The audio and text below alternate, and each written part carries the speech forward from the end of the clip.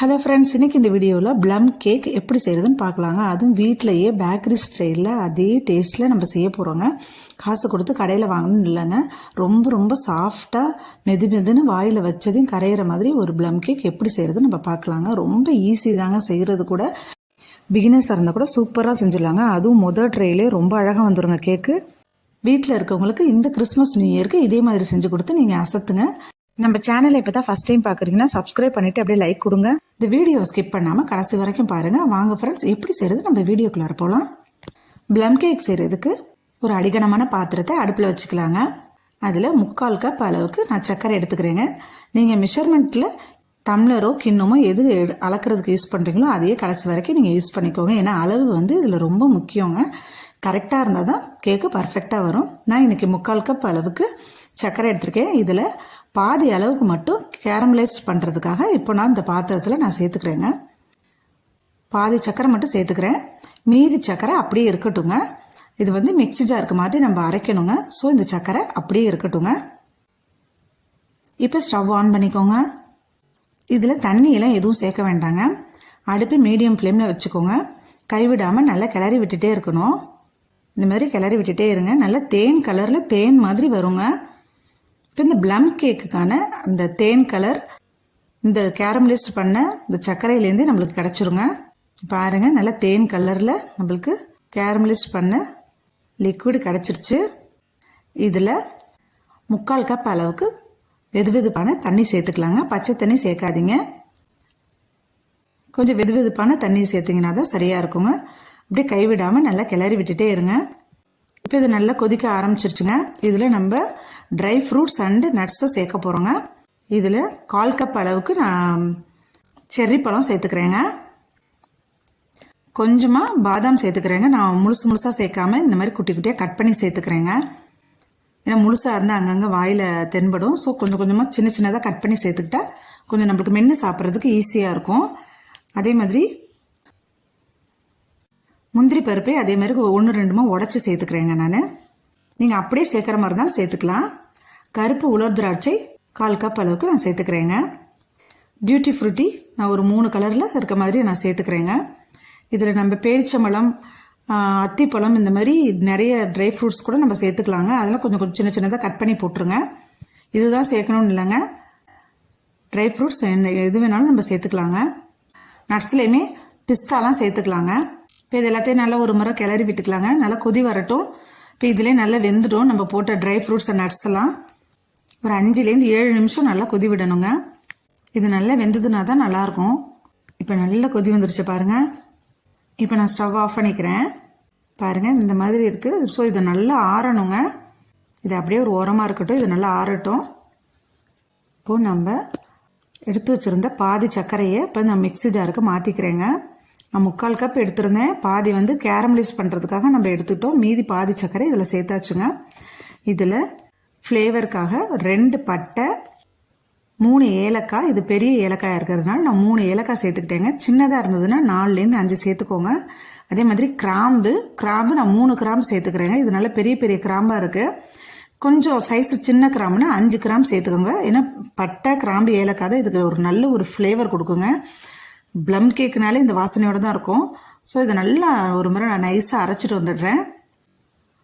நல்லா நைஸாக அரைச்சிக்கணுங்க. சக்கரை 1-2 அரைச்சிடாதீங்க. அந்த மாதிரி இருந்ததுன்னா கேக்கு உள்ளார குழக்குடன்னு இருக்க மாதிரி இருக்கும். ஸோ நல்லா இந்த மாதிரி நைஸ் பவுடராக அரைச்சிக்கோங்க. இதில் ஒரு 2 முட்டையை நம்ம ஆட் பண்ணிக்கலாங்க. நீங்கள் முட்டை சாப்பிட மாட்டீங்க அப்படின்னா 1/2 கப் அளவுக்கு நல்ல கெட்டியான தயிர், புளிக்காத தயிராக சேர்த்துக்கலாங்க. இதில் இது நல்லா நுரப்பொங்க அடிச்சுக்கலாங்க. நம்ம விஸ்கு வச்சு அடிக்கிறதுக்கு பதிலாக நம்ம இப்போ மிக்ஸி ஜார்லேயே நம்ம அடிச்சிடுறோங்க. ஆனால் இந்த மாதிரி மிக்ஸி ஜாரில் போட்டிங்கன்னா பாருங்கள் எவ்வளோ நல்லா நுரப்பொங்க இருக்குது பாருங்கள். நம்ம பீட்டர் வச்சு பீட் பண்ணுற மாதிரி இருக்குது பாருங்கள். நல்லா சூப்பராக ஆயிடுது. ஸோ இந்த மாதிரி நுரப்பொங்க அடிக்கிறப்போ கேக்கு நல்லா ஃப்ளஃபியாக சூப்பராக வருங்க. சாஃப்டாக இருக்கும் சாப்பிட்றதுக்கு. இப்போ நம்ம வேக வச்சு ஆற வச்சுருந்த இந்த ட்ரை ஃப்ரூட்ஸ் அண்ட் நட்ஸை எடுத்துக்கலாங்க. இதில் நம்ம அரைச்சி வச்சுருந்த முட்டை, சர்க்கரையை நம்ம சேர்த்துடலாங்க.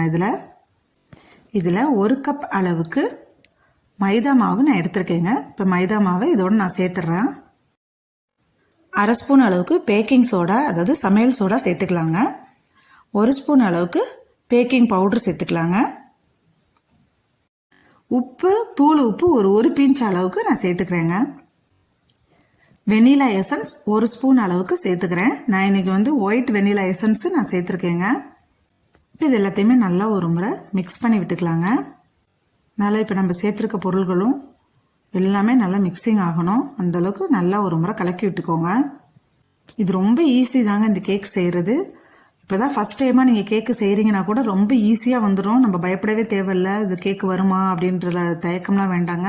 நான் சொல்கிற இதே மெத்தடில் நீங்கள் செய்யுங்க, ரொம்ப ஈஸியாக நம்ம செஞ்சிடலாம்.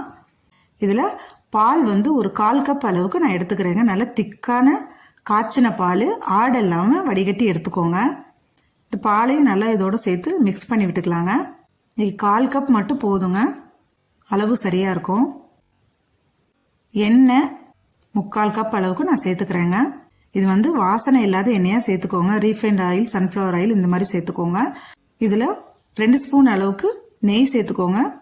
எண்ணெய் தேங்காய் எண்ணெய், நல்லெண்ணெய், கடலெண்ணெய் தவிர வேறு எண்ணெய் வேணாலும் நீங்கள் சேர்த்துக்கலாங்க. ஏன்னா இதில் இருக்க அந்த ஃப்ளேவர் அந்த கேக்குக்கு வந்துடும். ஸோ அது மாதிரி வாசனை இல்லாத எண்ணெயாக பார்த்து நீங்கள் சேர்த்துக்கோங்க. இப்போ எல்லாத்தையும் நல்லா ஒரு முறை மிக்ஸ் பண்ணியாச்சு. பாருங்கள், இந்த அளவுக்கு இருக்கணுங்க. ரொம்ப கெட்டியாகவும் இருக்கக்கூடாதுங்க, ரொம்ப தண்ணியாகவும் இருந்தாலும் கேக்கு நல்லா இருக்காது. ஸோ இந்த அளவுக்கு இருக்கிற மாதிரி பார்த்துக்கோங்க. கேக்கு செய்கிறதுக்கு ஒரு பாத்திரம் எடுத்துக்கோங்க. அதில் கொஞ்சமாக ஒரு 3-4 சொட்டு அளவுக்கு நெய் அப்படி இல்லைன்னா எண்ணெய் சேர்த்துக்கோங்க. அது இந்த பாத்திரம் ஃபுல்லாகவே படுற மாதிரி நல்லா ஒரு முறை தடவி விட்டுக்கலாங்க. இப்போ இது எல்லா இடத்துலையும் படுற மாதிரி நல்லா தடவியாச்சு. இதில் 1 ஸ்பூன் அளவுக்கு மைதா மாவு நான் சேர்த்துக்கிறேங்க. இது இந்த பாத்திரத்தில் எல்லா இடத்துலையும் படுற மாதிரி நல்லா இப்படி இப்படி திருப்பி காமிச்சிங்க அப்படின்னாலே மாவு நம்ம தடவி இருக்க நெய்யில் ஒட்டிக்குங்க. இந்த மாதிரி ஒட்டி வந்தால் தான் கேக்கு நம்மளுக்கு திருப்புறதுக்கு ஈஸியாக வருங்க. அதே மாதிரி எல்லா பக்கமும் ஈவனாக ஒரே கலர்லேயே இருக்கிறதுக்கு இந்த மாதிரி மெத்தடில் செஞ்சோன்னா தான் நல்லா இருக்குங்க. இப்போ மாவை எல்லா பக்கமும் நம்ம டஸ்ட் பண்ணியாச்சு. இதில் கேக் பேட்டரை ஊற்ற போகிறோங்க. அதுக்கு முன்னாடி நல்லா ஒரு முறை மிக்ஸ் பண்ணிக்கோங்க. இந்த நட்ஸ் எல்லாமே அடியில் போய் இருக்குங்க. ஸோ நல்லா ஒரு முறை கலக்கி விட்டுட்டு அதுக்கப்புறமா ஊற்றுங்க. அதே மாதிரி ஒரே இடத்துல ஊற்றாமல் எல்லா பக்கமும் ஊற்றுங்க. ஏன்னா இது ப்ளம் கேக்குங்கிறதுனால இதில் நிறைய நட்ஸ் எல்லாம் சேர்த்துருக்கோம். ஸோ ஒரே இடத்துல ஊற்றுனீங்கன்னா அது ஒரு இடத்துல மட்டும் நட்ஸ் இருக்கும், மற்ற இடத்துலலாம் இருக்காது. இப்போ இந்த கேக்கு பாத்திரத்தை ஒரு 3 முறை இந்த மாதிரி தட்டினோம்னா அதில் இருக்க ஏர் பபுள்லாம் வெளியில் வந்துடுங்க. மாவு நல்லா செட் ஆகிடுங்க. கேக்கு செய்கிறதுக்கு குக்கரை எடுத்துக்கலாங்க. இதுக்குள்ளார ஒரு ஸ்டாண்ட் வச்சுக்கலாங்க. இப்போ இந்த ஸ்டாண்டு மேலே நம்ம கேக்குக்கு ரெடி பண்ணி வச்சுருந்த அந்த பாத்திரத்தை இதில் வச்சிடலாங்க. நான் குக்கரை ப்ரீ ஹீட்லாம் பண்ணலைங்க. சில டைம் ப்ரீ ஹீட் பண்ணிவிட்டு கேக்கு பாத்திரத்தை வைக்கிறப்போ கையை சுட்டுக்குவோம். ஸோ ப்ரீ ஹீட்டில் நான் பண்ணலைங்க. இப்போ அடுப்பை மீடியம் ஃப்ளேமில் வச்சுக்கலாங்க. லோ ஃப்ளேமில் வைக்காதீங்க, ரொம்ப நேரம் ஆகும். இப்போ நான் குக்கரை முடிக்கிறேங்க. நான் பெல்ட்டோடு தாங்க குக்கரை மூடுறேன். நான் பெல்ட்டெல்லாம் ரிமூவ் பண்ணலை. அதே மாதிரி விசிலும் போட வேண்டாங்க. கரெக்டாக 45 மினிட்ஸ் ஆகட்டும், கொஞ்சம் வெயிட் பண்ணலாம். இப்போ நம்ம குக்கரை மூடி ஒரு 10 மினிட்ஸ் ஆகிடுச்சுங்க. இப்போ ஓப்பன் பண்ணலாம். இப்போ நம்ம ட்ரை ஃப்ரூட்ஸ் அண்ட் நட்ஸை வச்சு கேக்கு மேலே டெக்கரேட் பண்ணிடலாங்க. இது முன்னாடியே பண்ணோம் அப்படின்னா மாவாக இருக்கிறப்ப பண்ணோன்னா மேலே போட்டது எல்லாமே உள்ளார இறங்கி போயிடுங்க. ஸோ ஒரு 10 நிமிஷம் கழித்து பாதி கேக் வெந்ததுக்கப்புறம் போட்டோன்னா அது மேலாப்பிலே இருக்கும், பார்க்கவும் கொஞ்சம் அழகாக இருக்குங்க. இப்போ டெக்கரேட் பண்ணிட்டோம் பாருங்கள். நான் பெல்ட்டோடு தான் க்ளோஸ் பண்ணுறேன்.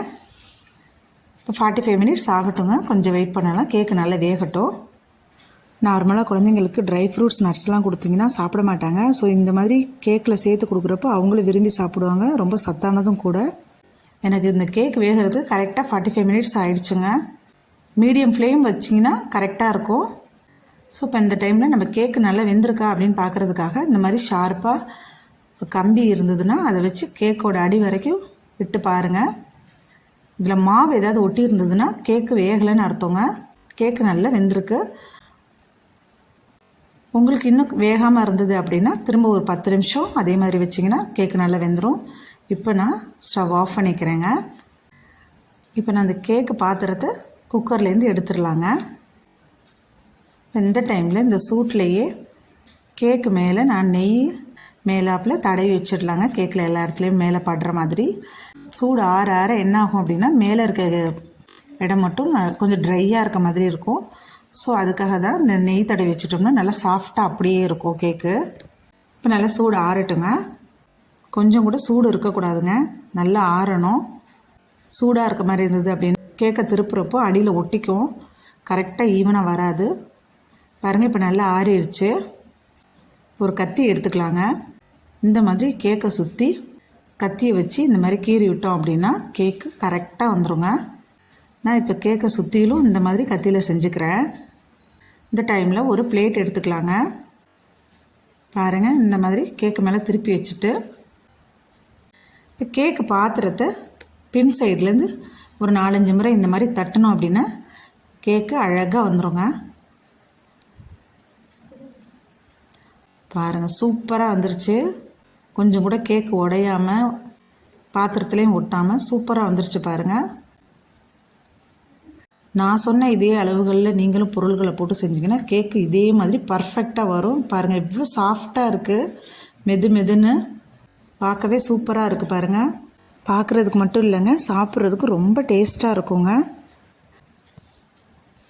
அவ்வளோதான் ஃப்ரெண்ட்ஸ், நம்மளுக்கு சுவையான மனமான ப்ளம் கேக் ரெடியாக இருக்குது. இந்த கிறிஸ்மஸ் நியூ இயருக்கு நீங்கள் வீட்டில் செஞ்சுட்டு எல்லாருக்கும் கொடுங்க. இந்த வீடியோ உங்களுக்கு பிடிச்சிருந்ததுன்னா லைக் பண்ணுங்கள், ஷேர் பண்ணுங்கள், கமெண்ட் பண்ணுங்கள். உங்கள் ஃபேமிலி மெம்பர்ஸ் அண்ட் ஃப்ரெண்ட்ஸுங்களுக்கு ஷேர் பண்ணுங்கள். உங்களுக்கு ஃப்ரீ டைம் கிடைக்கிறப்ப எங்களோட மற்ற வீடியோஸையும் பாருங்கள்.